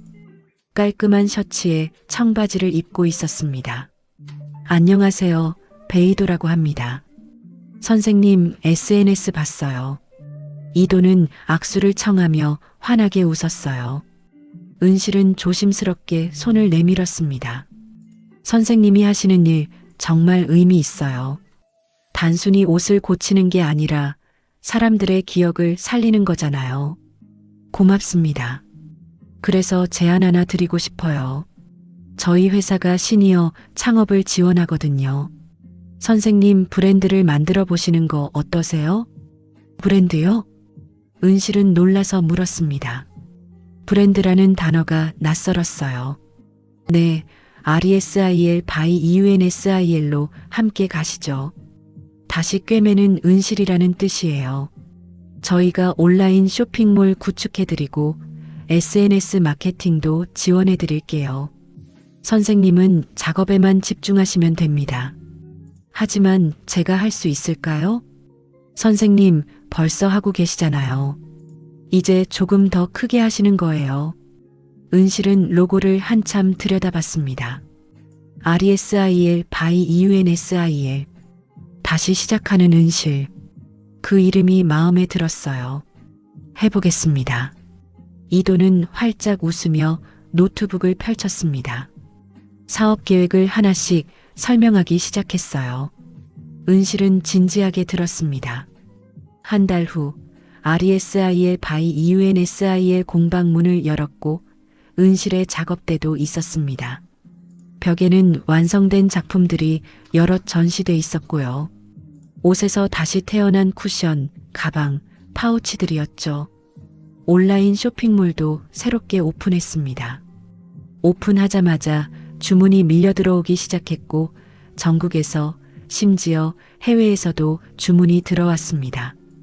은실은 매일 아침 일찍 일어나 공방으로 향했어요. 재봉틀을 돌리는 시간이 행복했습니다. 누군가의 소중한 옷을 새로운 형태로 되살릴 때마다 가슴이 뿌듯했어요. 봉제 공장에서 40년을 일했지만 이렇게 보람 있는 적은 없었습니다. 어느덧 1년이 지나 어느 토요일 저녁 은실은 공방 사무실에 앉아 장부를 정리하고 있었어요. 화면에 떠 있는 숫자를 보며 은실은 숨을 멈췄습니다. 지난 1년 동안의 순수익이 4억 3천만 원이었어요. 아들에게 준 3억 7천만 원보다 많은 금액이었습니다. 은실은 의자에 기대며 눈을 감았어요. 지난 1년이 주마등처럼 스쳐 지나갔습니다. 전주행 기차를 탔던 날, 구청 문을 두드렸던 날, 첫 수업을 했던 날, 공방을 열었던 날. 40년 동안 봉제 공장에서 번 돈은 모두 아들에게 갔어요. 하지만 이 돈은 달랐습니다. 이 돈은 윤은실의 것이었어요. 공방 창문 너머로 한옥마을의 밤 풍경이 보였습니다. 기와지붕 위로 별이 떠 있었어요. 가로등 불빛이 골목을 은은하게 비추고 있었습니다. 은실은 RESIL by EUNSIL SNS를 열어봤어요. 오늘도 새로운 주문이 쏟아지고 있었습니다. 댓글도 가득했어요. 제 할머니 한복으로 만든 파우치 받았어요. 너무 예뻐서 울었어요. 이건 단순한 리폼이 아니라 추억을 되살리는 마법이에요. 윤은실 선생님 감사합니다. 버릴 뻔한 엄마 옷이 이렇게 아름답게 변할 줄 몰랐어요. 은실은 댓글을 하나하나 읽으며 미소 지었습니다. 68년을 살아오며 이렇게 많은 사람에게 감사받은 적이 없었어요. 이렇게 많은 사람에게 필요한 사람이 된 적도 없었습니다. 다시 사는 기억. 은실은 그 말을 되뇌었습니다. 옷만 다시 사는 게 아니었어요. 은실 자신도 다시 살고 있었습니다. 윤은실로서의 새로운 삶을요. 사무실 책상 위에는 이도가 보내준 자료가 놓여 있었어요. 다음 달에 있을 박람회 참가 신청서였습니다. 전국의 소셜벤처들이 모이는 행사였어요. 은실은 펜을 들어 신청서를 작성하기 시작했습니다. 창밖으로 전주의 밤이 깊어가고 있었어요. 하지만 은실의 하루는 아직 끝나지 않았습니다.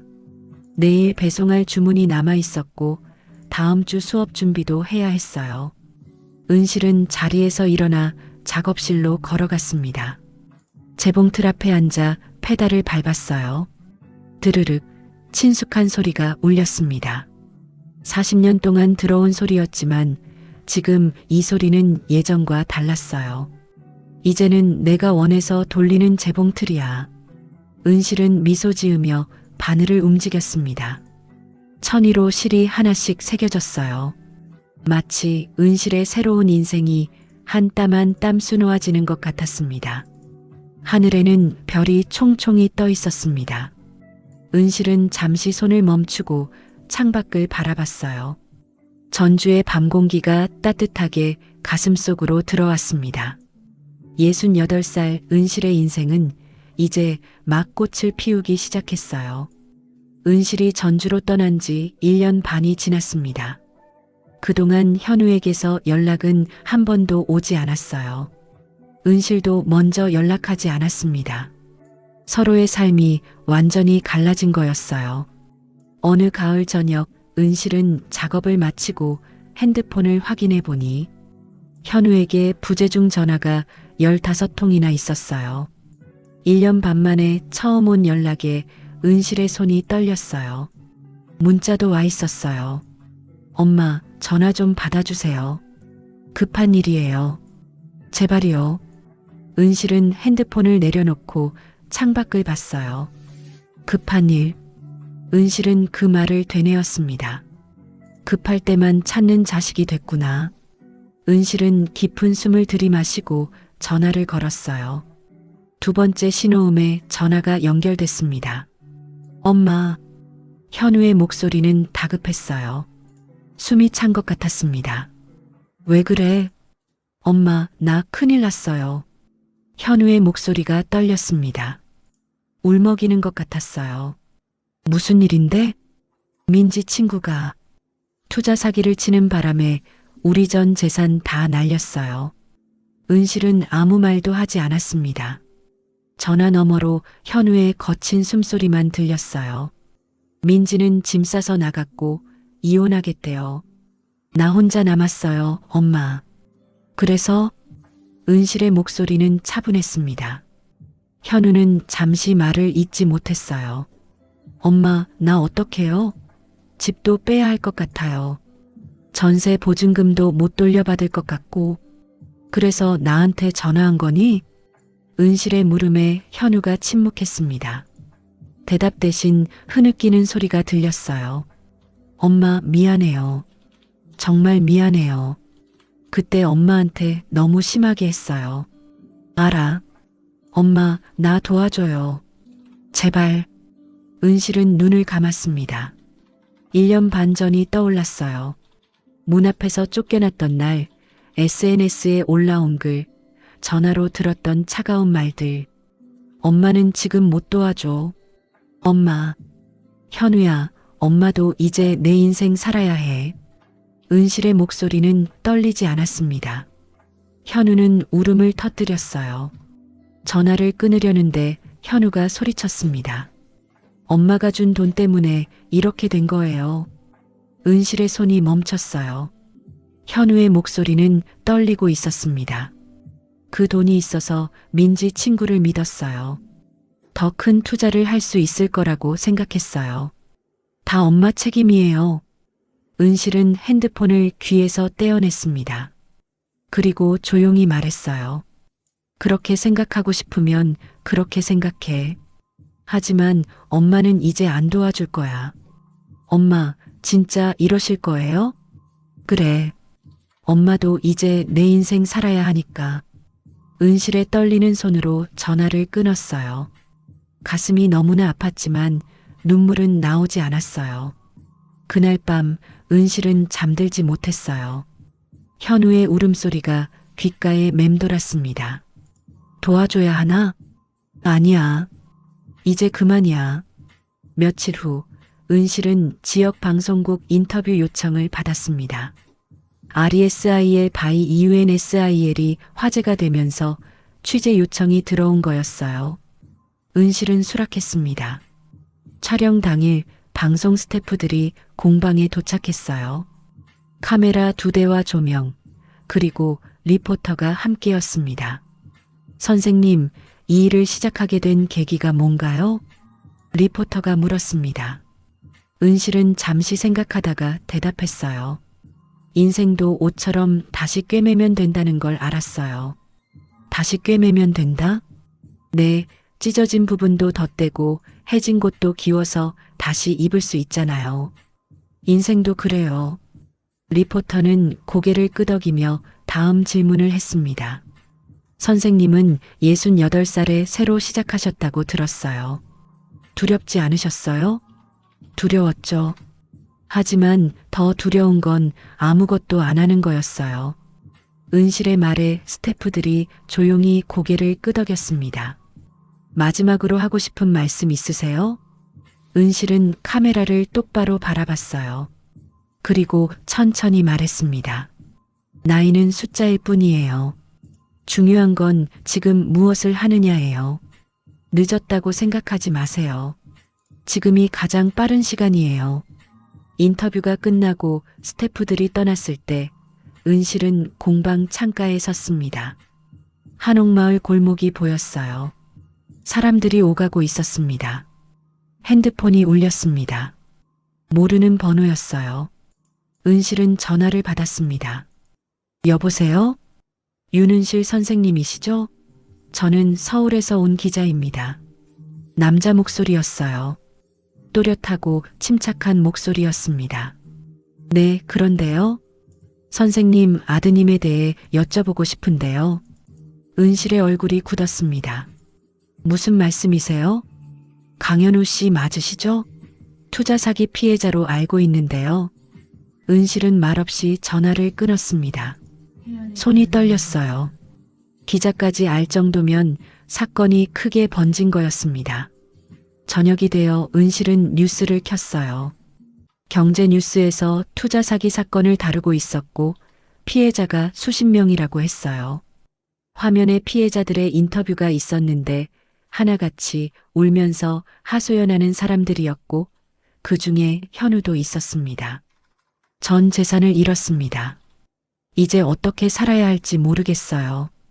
현우의 얼굴은 초췌했습니다. 수염도 깎지 않아 지저분해 보였어요. 눈가에는 다크서클이 짙게 내려앉아 있었습니다. 은실은 텔레비전을 껐습니다. 더 이상 볼 수 없었어요. 가슴이 아팠지만 어쩔 수 없었습니다. 내 인생은 내가 살아야지. 일주일 후 현우가 갑자기 전주에 왔어요. 공방 문을 두드린 건 오후 3시쯤이었어요. 은실은 재봉틀을 돌리고 있었고요. 문이 열고 현우가 들어오자 은실은 재봉틀을 멈추고 현우를 봤어요. 아들은 더 초췌해져 있었습니다. 엄마. 현우의 목소리는 힘이 없었어요. 은실은 자리에서 일어나 현우를 바라봤습니다. 어떻게 왔니? 엄마, 나 이제야 알겠어요. 내가 얼마나 잘못했는지. 현우의 눈에 눈물이 고였습니다. 은실은 아무 말도 하지 않았어요. 엄마, 용서해 주세요. 제발이요. 현우가 무릎을 꿇으려 하자 은실이 손을 내밀었습니다. 그러지 마. 용서는 이미 했어. 엄마. 하지만 도와주지는 않을 거야. 은실의 목소리는 단호했습니다. 현우가 고개를 들어 어머니를 봤어요. 이제 내 인생은 내 손으로 꿰매야 해. 내 몫의 실은 내가 찾아 꿰매야지. 엄마도 68배 새로 시작했어. 넌 39이잖니. 아직 젊어. 현우는 아무 말도 하지 못했습니다. 은실은 현우의 어깨를 가볍게 두드렸어요. 엄마는 이제 윤은실로만 살 거야. 내 엄마가 아니라. 엄마, 가봐. 그리고 내 인생 다시 만들어. 은실은 공방 문을 열었습니다. 현우는 고개를 숙인 채 밖으로 나갔어요. 은실은 문을 닫고 다시 재봉틀 앞에 앉았습니다. 페달을 밟았어요. 드르륵 재봉틀이 돌아가기 시작했습니다. 천위로 실이 새겨졌어요. 은실의 눈에서 눈물이 한 방울 떨어졌습니다. 하지만 손은 멈추지 않았어요. 창밖으로 현우의 뒷모습이 보였습니다. 골목을 걸어가는 아들의 어깨가 축 처져 있었어요. 은실은 잠시 그 모습을 바라보다가 시선을 돌렸습니다. 잘 살아라. 은실은 작게 중얼거리고 다시 작업에 집중했습니다. 재봉틀 소리만이 조용한 공방을 채웠어요. 현우가 전주 공방을 떠난 지 석 달이 지났어요. 은실은 그동안 현우에 대한 소식을 듣지 못했어요. 궁금하지 않은 건 아니었지만 먼저 찾지는 않았습니다. 그리고는 전주 한옥마을에는 겨울이 찾아왔고 첫눈이 내렸어요. 기와지붕 위로 하얀 눈이 소복하게 쌓였고요. 은실은 공방 창가에 서서 눈 내리는 풍경을 바라봤어요. 전주에 온 지 2년이 됐어요. 68살에 시작한 새 삶이 이제 70살의 삶이 되어 있었습니다. 공방은 더 커져서 직원이 10명으로 늘었고 주문은 여전히 밀려 들어왔습니다. RESIL by EUNSIL은 이제 유명한 브랜드가 됐어요. 어느 토요일 오후 은실은 재봉틀 앞에 앉아 작업을 하고 있었습니다. 문을 두드리는 소리가 들렸어요. 직원 하나가 문을 열고 고개를 내밀었습니다. 선생님, 손님이 찾아오셨어요. 누구? 모르는 분인데요. 선생님을 꼭 뵙고 싶다고 하세요. 은실은 자리에서 일어나 입구로 향했습니다. 문을 열자 현우가 서 있었어요. 석 달 전과는 달라져 있었습니다. 수염을 깔끔하게 깎았고 머리도 단정하게 잘랐어요. 깨끗한 셔츠를 입고 있었습니다. 하지만 손에 든 것이 은실의 시선을 사로잡았어요. 헤어진 셔츠 한 벌이었습니다. 팔꿈치 부분이 닳아 있었고 단추도 몇 개 떨어져 있었어요. 엄마. 현우의 목소리는 조심스러웠습니다. 은실은 아무 말 없이 현우를 바라봤어요. 이 옷 다시 꿰매줄 수 있을까요? 현우가 셔츠를 내밀었습니다. 은실은 셔츠를 받아들었어요. 낡았지만 천은 좋은 것이었습니다. 들어와. 은실은 문을 열어줬습니다. 현우가 조심스럽게 안으로 들어왔어요. 공방 안을 둘러보는 현우의 눈빛이 놀라움으로 가득했습니다. 엄마가 이 모든 걸. 앉아. 은실은 작업대 옆 의자를 가리켰습니다. 현우는 의자에 앉았어요. 은실은 셔츠를 펼쳐 살펴봤습니다. 이 옷 어디서 났어? 제가 지금 일하는 곳이요. 건설 현장에서 막노동하고 있어요. 은실의 손이 잠깐 멈췄습니다.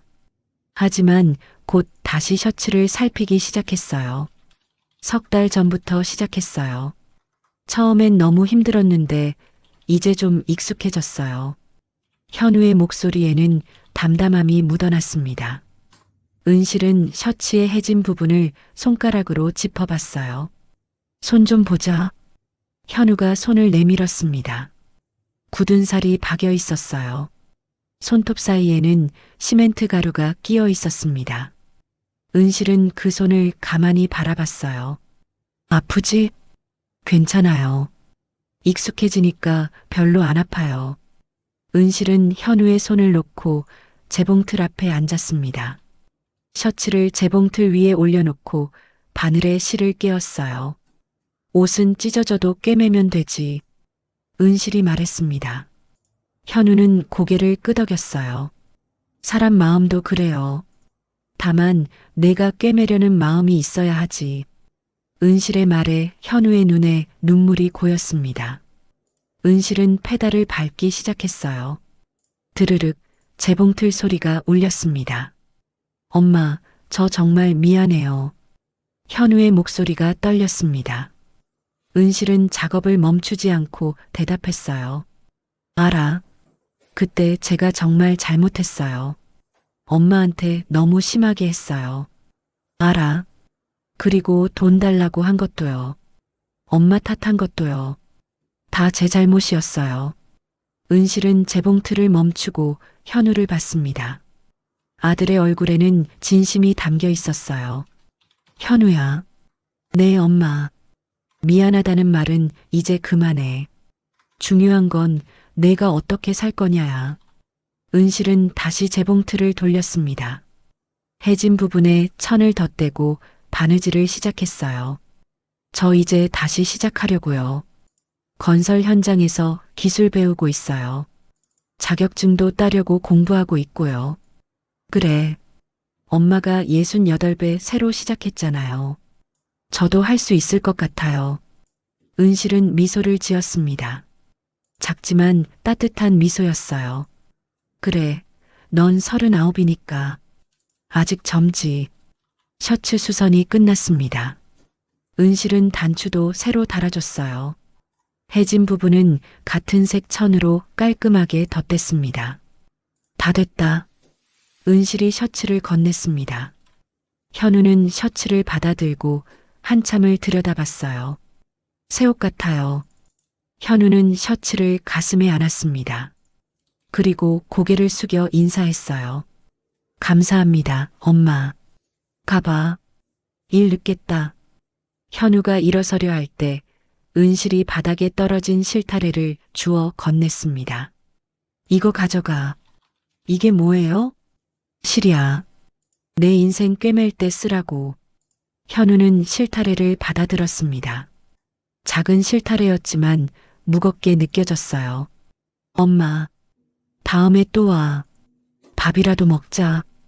은실의 말에 현우의 얼굴이 환해졌습니다. 정말요? 그래. 하지만 빈손으로 오지는 마. 내가 번 돈으로 밥 사와. 네, 엄마. 꼭 그럴게요. 현우는 셔츠와 실타래를 들고 공방을 나섰습니다. 은실은 창가에 서서 현우가 걸어가는 모습을 봤어요. 석 달 전과는 다른 걸음걸이였습니다. 어깨가 펴져 있었어요. 잘 살아라. 은실은 작게 중얼거렸습니다. 이번엔 마음이 따뜻했어요. RESIL by EUNSIL 간판 위로 노을빛이 스며들었어요. 붉은색, 주황색, 보라색이 섞인 아름다운 하늘이었어요. 잘 살았어. 지난 2년이 떠올랐어요. 문 앞에서 쫓겨났던 날, 전주행 기차를 탔던 날, 공방을 열었던 날. 모든 순간이 은실을 여기까지 데려왔습니다. 핸드폰이 울렸습니다. 현우에게서 온 문자였어요. 엄마, 집 잘 도착했어요. 셔츠 입고 거울 봤는데 정말 새 옷 같아요. 다음 주 토요일에 뵐게요. 맛있는 거 사갈게요. 사랑해요, 엄마. 은실은 문자를 읽고 미소 지으며 답장을 보냈어요. 그래, 기다릴게. 짧은 답장이었지만 그 안에는 많은 것이 담겨 있었습니다. 용서, 기다림, 그리고 사랑. 은실은 핸드폰을 내려놓고 다시 작업을 시작했습니다. 재봉틀 소리가 공방을 가득 채웠어요. 밤이 깊어갔지만 은실의 손은 쉬지 않았습니다. 벽시계가 10시를 가리킬 때쯤 은실은 마지막 작업을 끝냈습니다. 오늘 만든 건 가방이었어요. 돌아가신 할머니의 한복으로 만든 가방이었습니다. 은실은 가방을 들여다봤습니다. 한복의 아름다운 무늬가 가방에 그대로 살아있었어요. 버려질 뻔한 옷이 새로운 물건으로 태어났습니다. 이렇게 다시 살아나는 거지. 은실은 가방을 포장하며 혼잣말을 했습니다.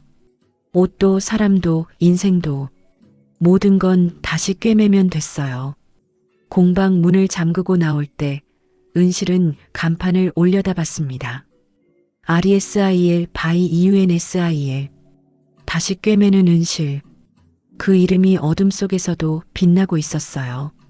게스트하우스로 돌아가는 길, 은실은 하늘을 올려다봤습니다.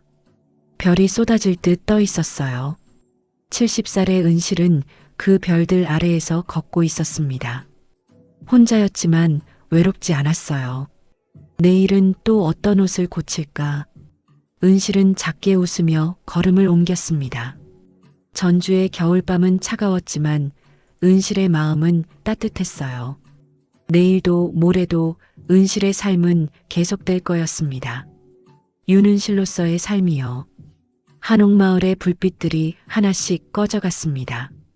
하지만 은실의 방 불빛만큼은 한참 동안 켜져 있었어요. 내일 수업 준비를 하고 있었습니다. 70살의 은실에게는 아직 할 일이 많았어요. 가르칠 사람도 만들 작품도 살아갈 날들도 모두 은실을 기다리고 있었습니다. 오늘의 사연이 마음을 살짝 두드렸다면 그건 어쩌면 우리 모두의 이야기이기 때문이겠죠? 소중한 시간을 함께하며 공감해주셔서 진심으로 감사합니다. 좋아요와 구독은 다음 이야기를 피워내는 힘이 됩니다. 여러분의 생각을 댓글로 편하게 나눠주시고 이 이야기를 많은 분들이 알 수 있게 공유해 주신다면 여러분의 일상에도 기분 좋은 행복이 찾아올 거예요. 그럼 꽃부인네는 다음에도 당신의 마음을 꼭 안아드릴 수 있는 새로운 사연으로 찾아뵙겠습니다. 건강하시고 늘 행복하세요.